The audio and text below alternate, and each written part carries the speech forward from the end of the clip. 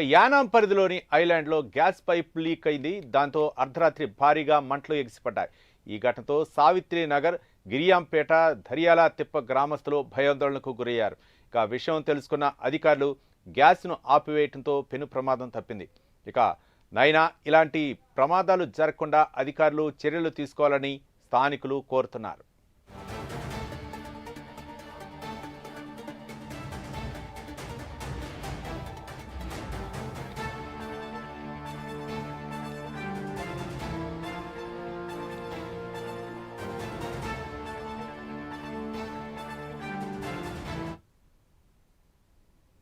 యానాం పరిధిలోని ఐలాండ్లో gas pipe leak అయింది. దాంతో అర్ధరాత్రి భారీగా మంటలు ఎగిసిపడ్డాయి. ఈ ఘటనతో సావిత్రి నగర్, గిరియాంపేట, ధర్యాల తిప్ప గ్రామస్తులు భయాందోళనకు గురయ్యారు.